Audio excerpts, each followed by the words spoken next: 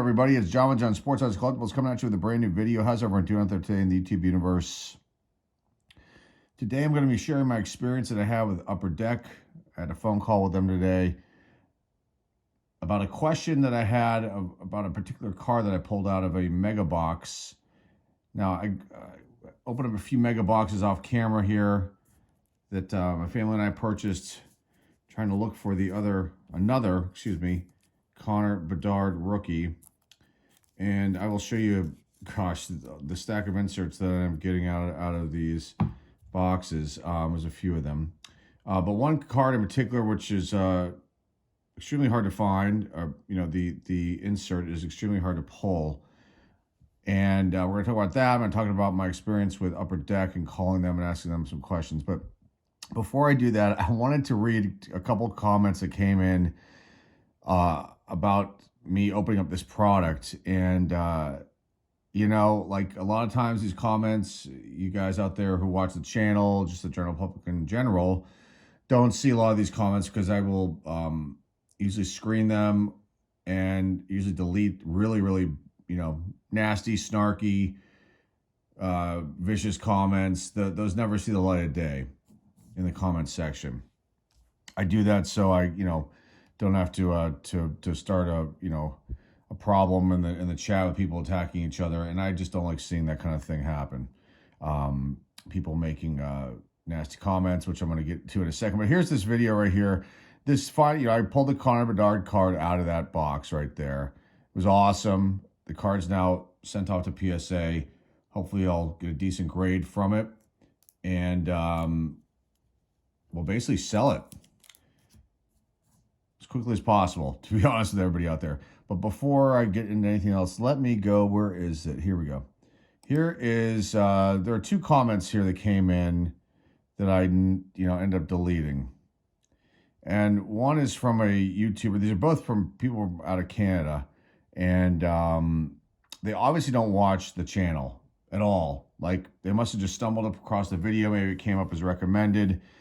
But, I just... What kills me, and it's social media, it's the internet, and people can hide behind their computer, their keyboard, their phone, and throw grenades over the wall, and these are not anything horrific, but it just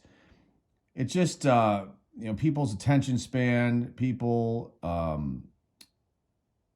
just not having knowledge about a channel. It's so evident and apparent, and I just wish that people would think before they hit that send button and posting a comment.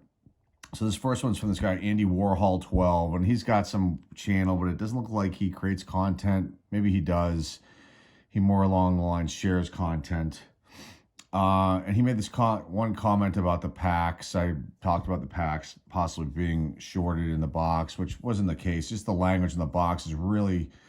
I don't want to use the word deceiving. It's just not proper. They should have spelled it out a little bit better, because the way the box reads is that there are 7 total packs, 12 cards per pack. And you read that and you think, okay, I'm supposed to get 7 packs and 12 cards in it, but they're including the special rookie card pack that's in it that only has 3 cards. So they just, and I talked to Upper Deck about that originally when I called them about it, just questioning the pack amount. Because I think it was a legitimate question. And that these companies are there for us to answer questions, supposedly, and we buy their product as customers, and so we have a right to ask questions. And it wasn't the case. It's that they need to change the language on the box, and they probably won't, but I did tell them that. But this guy here says you can tell Bedard is bringing a lot of new people to hockey cards. This guy obviously doesn't watch the channel. First of all, I'm going my 6th year here on YouTube. I have an extensive collection of hockey cards, sets, stuff going back to the 70s, top rookies, big cards. I have a very extensive collection of hockey cards. And I talk about in the video how I'm not up to speed on all the new guys that are out there. I don't even watch hockey that much anymore, mainly because my Pittsburgh Penguins are so awful. They're probably not going to make the playoffs this year. And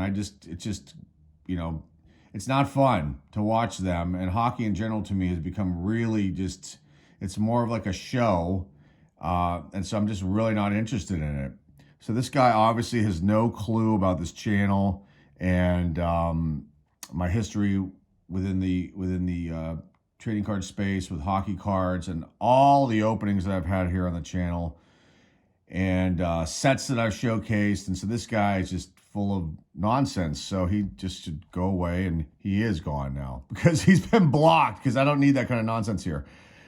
This one here is the other one that came through from this Alpha Prime YT. This guy actually has a decent sized YouTube channel. He's a toy collector. He's based in Canada. And again, someone who has never obviously watched a single video on this channel does the drive-by comment here. He goes, "This is so painful to watch. Like, why try to pronounce the names if you don't watch or know very little about hockey?"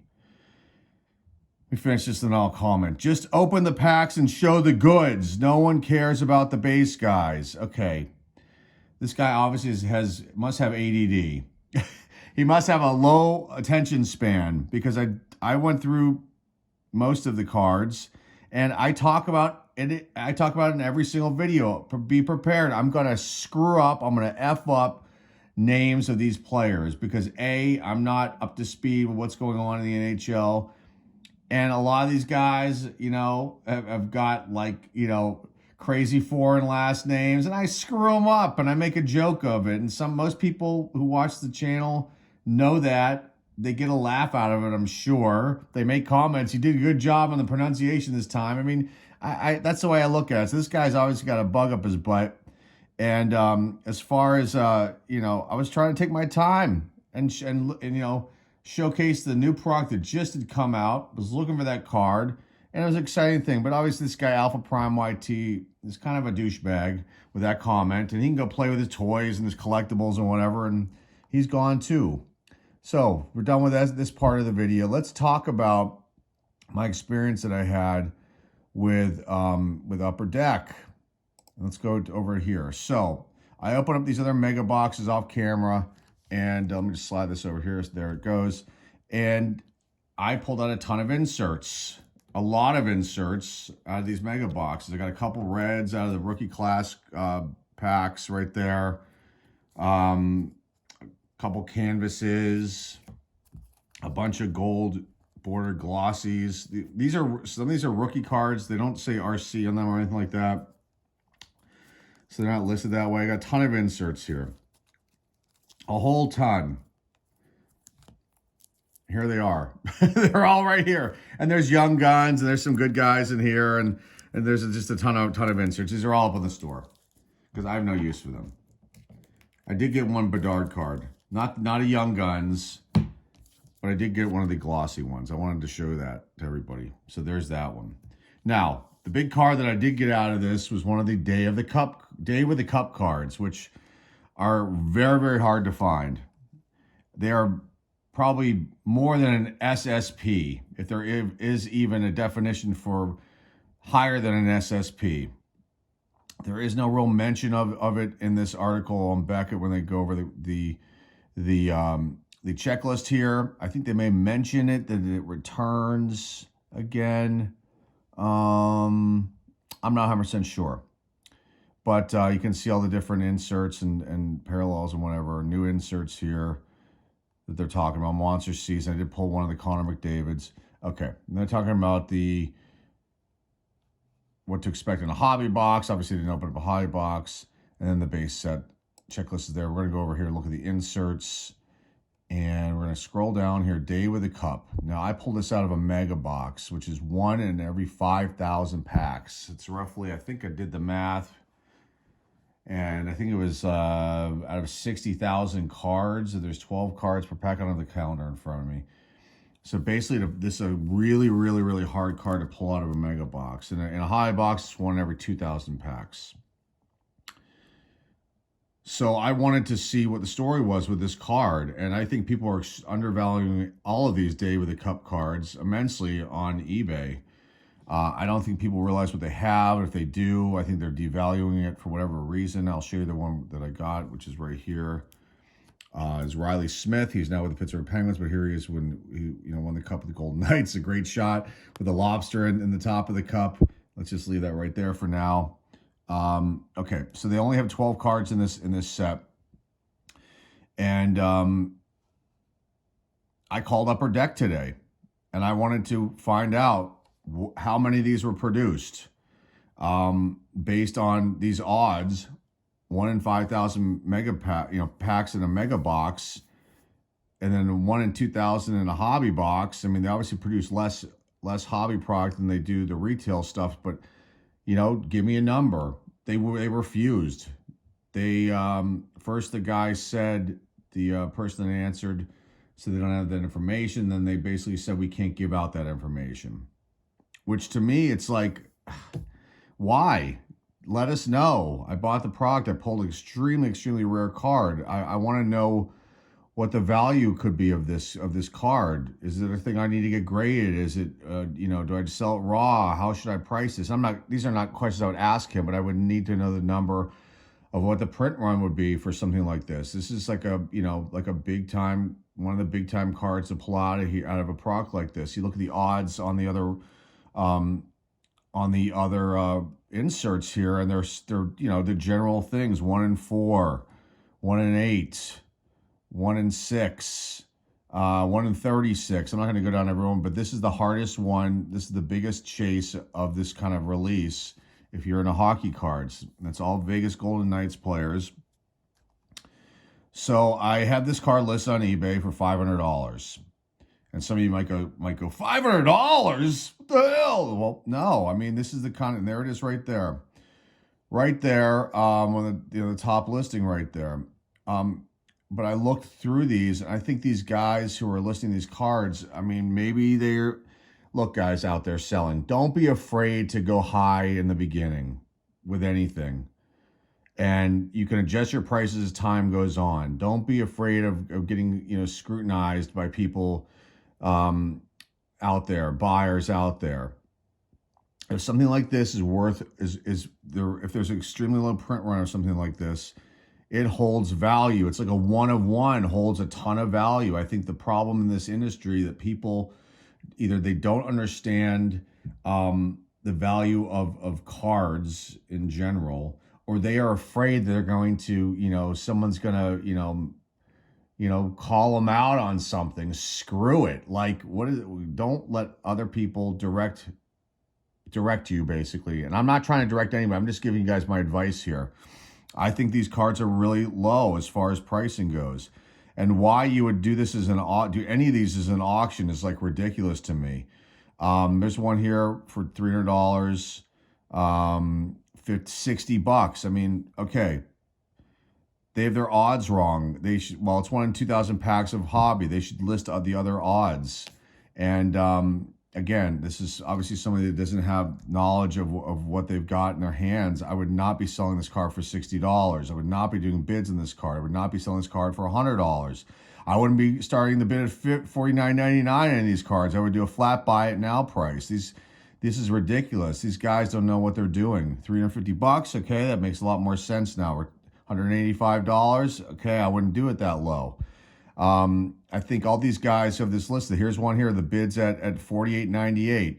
This card may sell for only $100 if there's no bidders on it, but it's worth a lot more. And this is the one I have right here. And so someone's going to get this card for whatever low amount it is, and then they're going to think that's the value of it is. And then the next person coming along that wants to buy it's going to start haggling with me over it. I'm going to tell them to go away. That's the problem with a platform like eBay too. And there's, I just don't, something like this, something that is like a really tough card to get, needs to hold more value. I think $300 is low on this kind of card. Again, that's why I wanted to find out what the print run was to get a general idea. Maybe this is right. Maybe I'm wrong. Maybe I'm overshooting things here by asking too much. And if that's the case, then I'll adjust the price as time goes on. But I just want to share my experience and kind of talk a little bit about my disappointment with Upper Deck and how they should have at least, talked about the numbers here with me. And I think all these are just devalued. How are these people doing this? What are they doing here? I don't understand it. Again, it comes back to me saying this is in general when it comes to pricing cards. Don't be afraid that someone's, screw the people that like get pissy with you on The reason these people, these buyers get mad is because they want the cards for nothing, okay? Let's just be plain and simple out there. And I know there's probably a lot of viewers out there come to my store and purchase from me, and, you know, and that's the truth. And any dealer is going to devalue you as well. So be smart about it. You know, unless you're desperate and need the money like tomorrow for some terrible reason, you know, you've got something that needs to be paid for immediately, you know, or you got the electric's got to get shut off and you got to sell it. Okay, I get it. But in general, don't give in. Hang on. You know, don't do it, because it just screws up the market as a whole too. I mean, it just, then prices are all over the freaking map. I mean, it's just the wild, wild west out there. So I just want to share my experience with the Upper Deck, my thoughts on this really rare card that I pulled, and my thoughts on pricing, and obviously sharing those comments was interesting too. So that's all I've got for you guys today. We'll have more videos coming up soon, and that's pretty much it. I think the next one hopefully will be, well, I might have a couple just thrown in there before the PSA return comes back from the 2 Bedard cards that I sent to them. So that's it. That's all I've got. Remember to like, subscribe, comment down below, share this video with your friends, family, loved ones, or eBay share links down below in the description. And that is all I have for you guys today. Thanks again for watching, everybody. I greatly appreciate it. Till next time, folks, this is John with John Sports Cards signing off. And hey, I'll see everyone soon.